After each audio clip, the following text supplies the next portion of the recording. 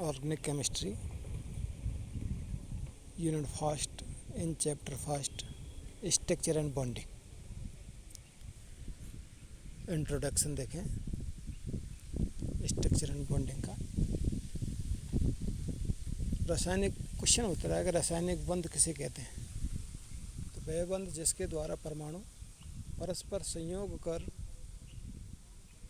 अणु बनाते हैं रासायनिक बंध कहलाता है, या वह बंध जिसके द्वारा अणुओं में उपस्थित परमाणु परस्पर बंधे रहते हैं रासायनिक बंध कहलाता है।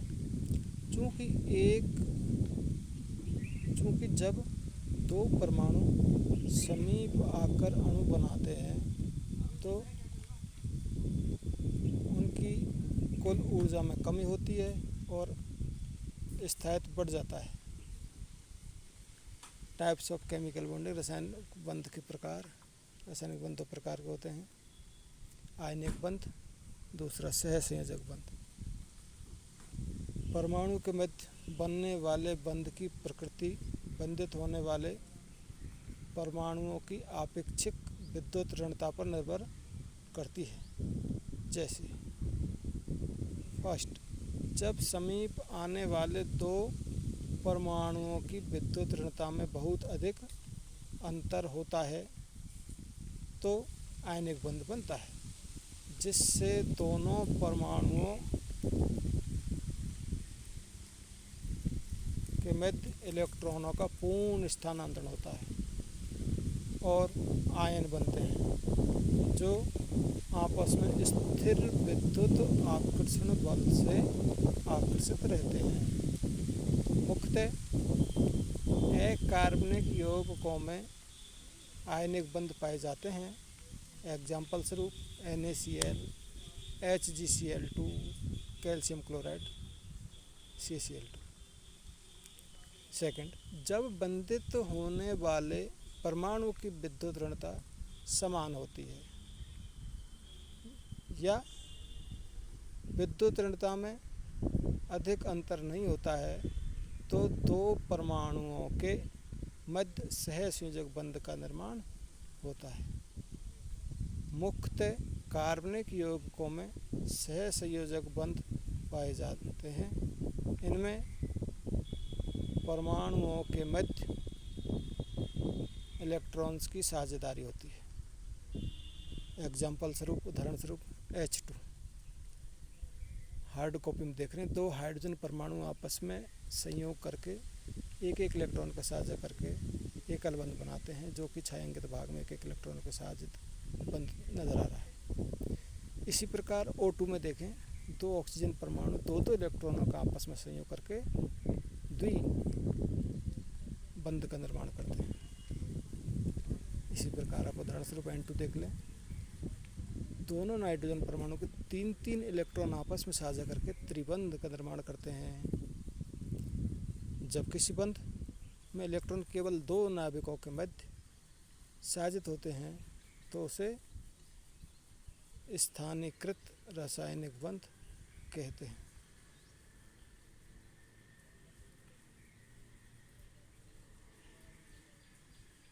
अगला देखें, उपसहसंयोजक बंध। यह एक विशेष प्रकार का सहसंयोजक बंध है जिसमें दोनों परमाणुओं के मध्य इलेक्ट्रॉन युग्म पाया जाता है। अंतर सिर्फ इतना है कि सहसंयोजक बंध में इलेक्ट्रॉन युग्म दोनों परमाणुओं के साझित होते हैं, लेकिन उपसहसंयोजक बंध में इलेक्ट्रॉन युग्म दाता एक होता है, दूसरा ग्राही होता है, लेकिन अधिकार दोनों का समान होता है। उदाहरणार्थ एल्किल आइसोसाइनाइड। नाइट्रोजन से एक तीर का निशान नज़र आ रहा है कार्बन की ओर हार्ड कॉपी में, जो कि इंगित करता है कि नाइट्रोजन दो इलेक्ट्रॉन कार्बन को प्रदान कर रहा है।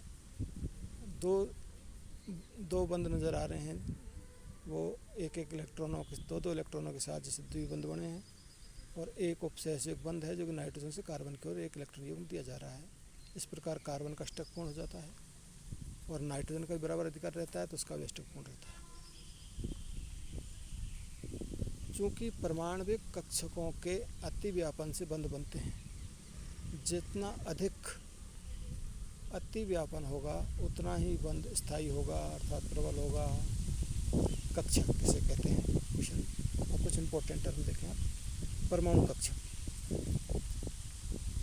परमाणु में नाभिक के चारों ओर व्योम का वह क्षेत्र जहाँ इलेक्ट्रॉन के पाए जाने की संभावना अधिकतम होती है परमाणु कक्षक कहलाता है।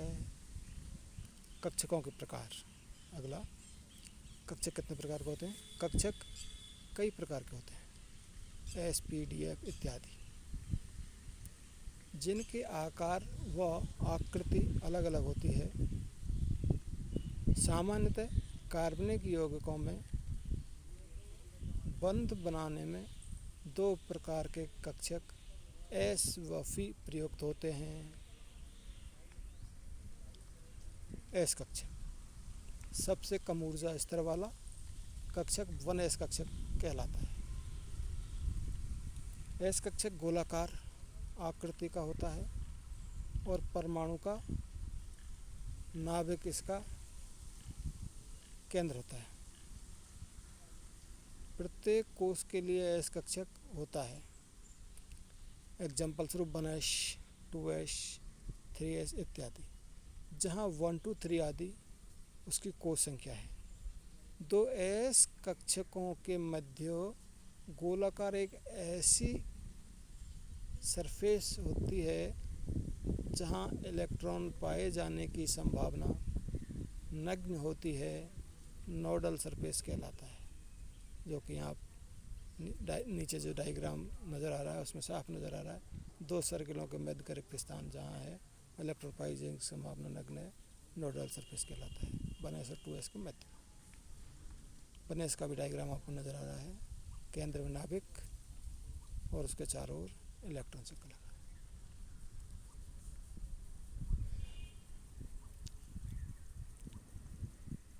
अब देखें आप P कक्षक।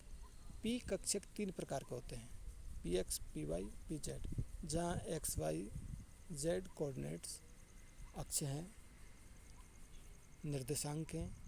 यह P उपकोष के 3 अभिविन्यास को व्यक्त करते हैं। ये P उपकोष के 3 अभिविन्यास को व्यक्त करते हैं, 3 कक्षकों को। P कक्षक की आकृति डमरू जैसी होती है। इसका एक तल नाभिक के केंद्र से गुजरता हुआ होता है, जहाँ इलेक्ट्रॉन के पाए जाने की संभावना नगण्य होती है, नोडल कहलाता है। जो कि यहाँ खड़ी तीर के निशान से नज़र आ रहा है, फिर डंडे से नज़र आ रहा है।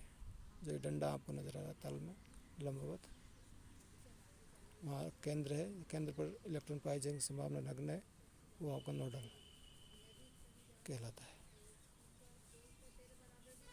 बंधों के प्रकार देखें अब।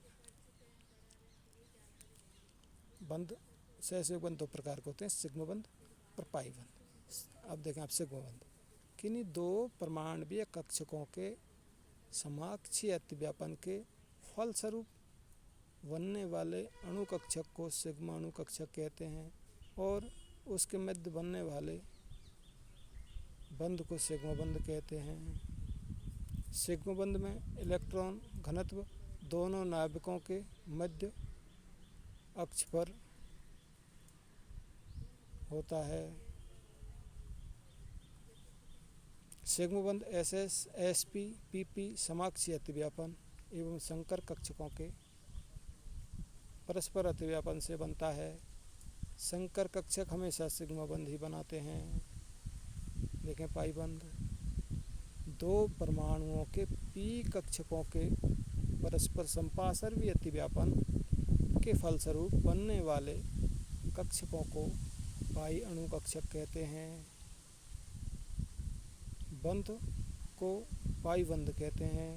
पाई अणु कक्षक में दोनों नाभिकों को मिलाने वाली अक्ष के ऊपर व नीचे इलेक्ट्रॉन घनत्व सर्वाधिक होता है, जबकि दोनों नाभिकों के मध्य इलेक्ट्रॉन घनत्व नगण्य होता है। इस प्रकार पाइबंद के दो पिंडक पाए जाते हैं जो नाभिकीय अक्ष के ऊपर व नीचे स्थित रहते हैं। पाइबंद सिग्मा बंध की अपेक्षा दुर्बल होता है, जैसा कि हम जानते हैं। जितना अधिक अतिव्यापन होगा बंध उतना ही प्रबल होगा। चूँकि पाइबंद के निर्माण के समय नाभिक प्रतिकर्षण के कारण सिग्मा